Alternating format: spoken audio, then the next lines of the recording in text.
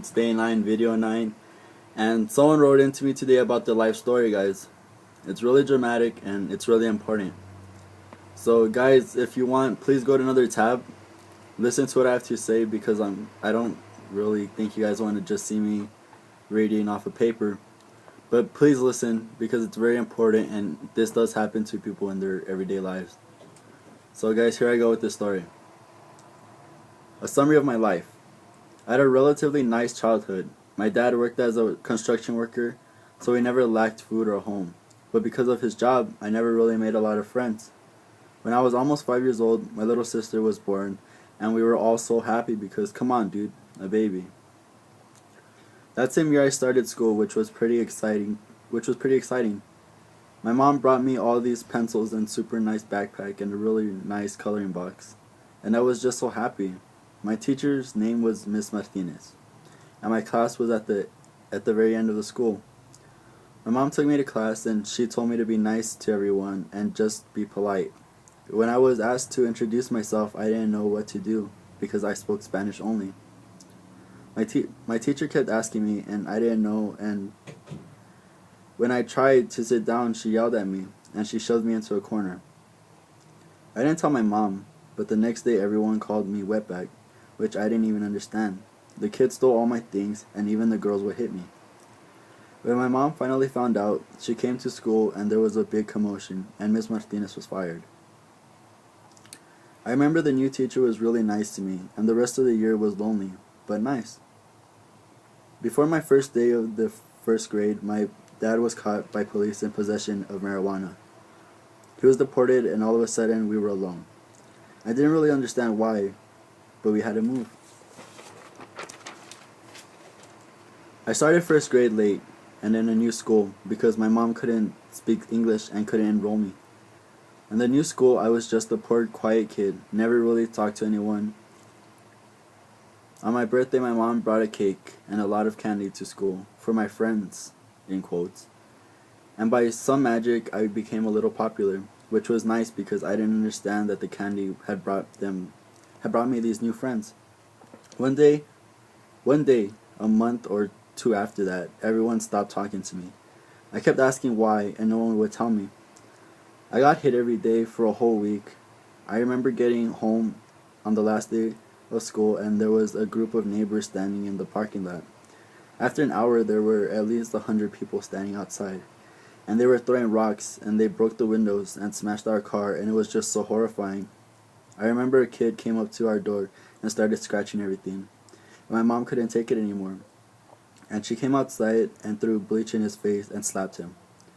She ran back in, and me and my sister were crying so bad, and we locked ourselves in a closet, and my mom was just praying, and I was so scared. Someone threw a brick in the window, and then we heard the front door rammed open, and footsteps, and my sister was just screaming.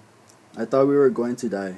They opened the closet door, and it was the police, and they helped us pack clothes and stuff, but we had to leave almost everything behind. Baby pictures, toys, letters from my dad. The police didn't arrest anyone. No tickets, no questions. They just told us that we had to move and we couldn't go back. They let us in a shelter for families, and I finished first in a little Catholic school.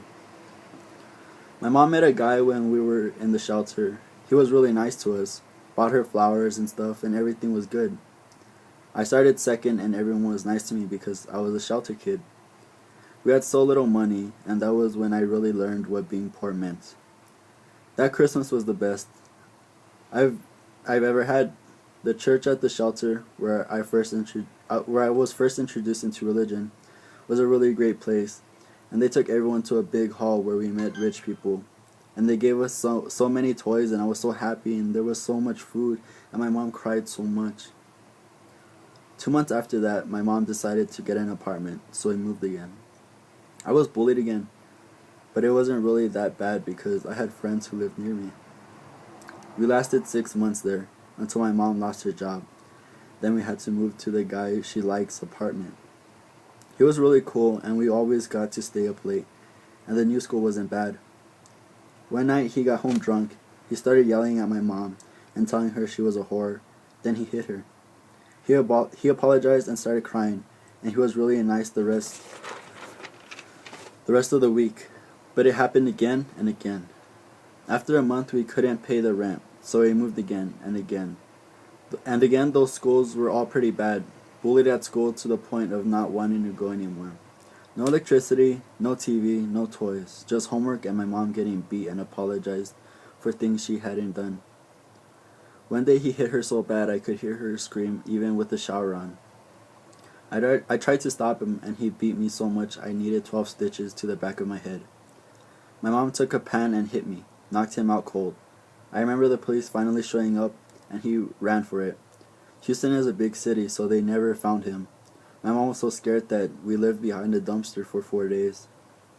Right before the 5th night, a lady saw us, and we thought she was going to call Child Protection Services.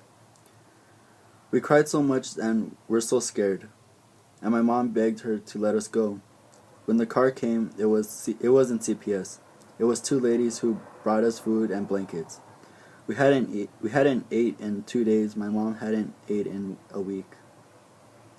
The ladies took us to a shelter for battered women and children, and I finished 3rd grade there, in another city. 1st grade there in another city. In that shelter, I found out I liked to read a lot. It was my escape. After a month, my mom called my grandma in Juarez, who told us that my dad was finally being deported after a 3-year sentence, and that he wanted us to come here, or well, I guess go see him in Juarez. We came, but lost what little belongings we had left. We got to El Paso and then came to Juarez. I was so overwhelmed up until that moment. I didn't know I had a grandma or a grandpa, cousins or uncles or aunts. It was so much to take in, the idea of not being alone in the world. I enrolled in school here and would cross the border. I guess he was enrolled in a school in El Paso, guys. And would cross the border bridge every single day with my sister and my mom to go to school. My family was so great and I had a dad again.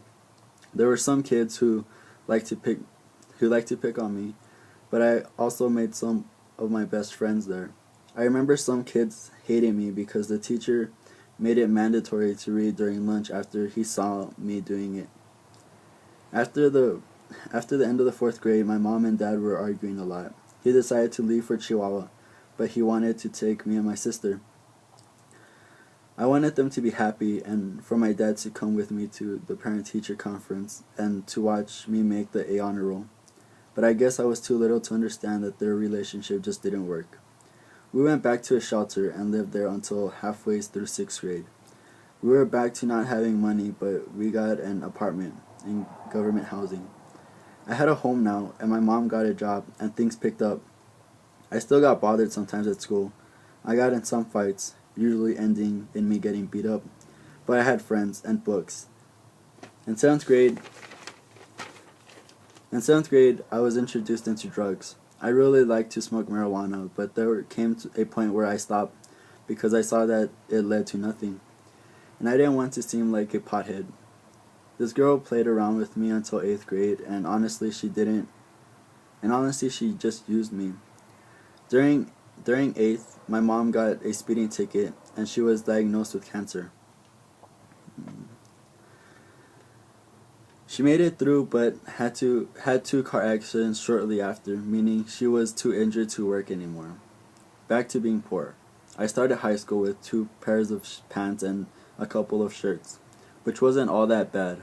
I had a lot more friends now, and the school was easy.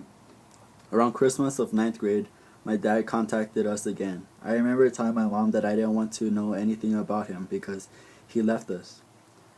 Nevertheless, he started sending us the money he had saved, and we were doing better. Then a friend of mine introduced me to her friend. Oh my God. You have no idea how amazing this girl was. She just left me blind, deaf, and stupid. I mean, it was like someone who was blind seeing the sun for the first time. But she had a boyfriend. We became really good friends, and she helped me through a lot. That first year I learned that people change a lot and very quickly. You can consider someone your brother or your sister, and they could forget about you the very next day. That summer, my mom made me visit my dad in Chihuahua. Still resenting him, I didn't want to visit and just behaved like an ungrateful child. All I could think was of going back home to this amazing girl. When I got back, he called every week and asked how school was and how I was feeling, and I would always cut the conversation short or hang up. The amazing girl I was in love with rejected me because she had to go back to her home school the next year. The same year my mom got sick again and we struggled to find money. Even today we don't know what our next meal will come from and starve for days sometimes. I skipped class, left home for days at a time, and I was just swallowed by our debt and my problems.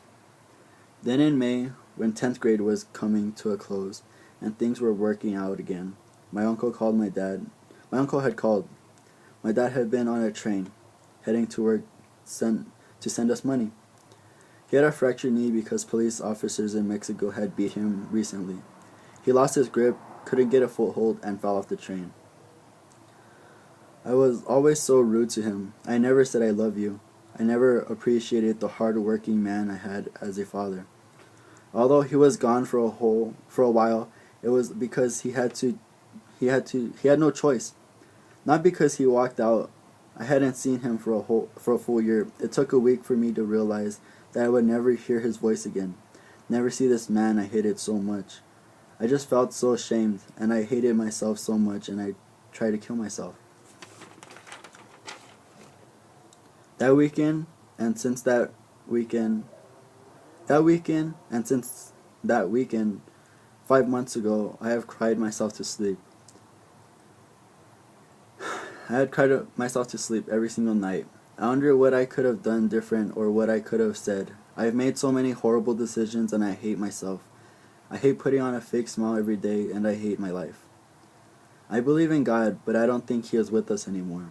I would not wish my life on anyone, and I know there are so many others who hate it worse, but someone who loves us wouldn't allow such things to happen to people. A father doesn't sit idly by while his children are maimed. Guys, that's quotes from Beginners of the Ocean. I had an amazing father, but I realized too late. I only hope that, of all people, he can someday forgive me. Okay guys, you can come back to the video. Guys, this was a really big dramatic story. I'm really sorry for what happened to you, man. But you can't hate yourself for not understanding what happened in the past. The only thing you can do is forgive yourself so you can heal from that. A lot of us make mistakes, but those mistakes make us better people. I would know, dude. I've been through a lot also. I haven't been what you've been through, but I can understand. Everyone, life is twisted. We don't always understand it. But be grateful that we lived through it. Because we're not going to have another life. Because certainly we don't know that. So guys, this is the end of the video. Please like, subscribe, and give a helping hand to whoever needs it. See ya guys.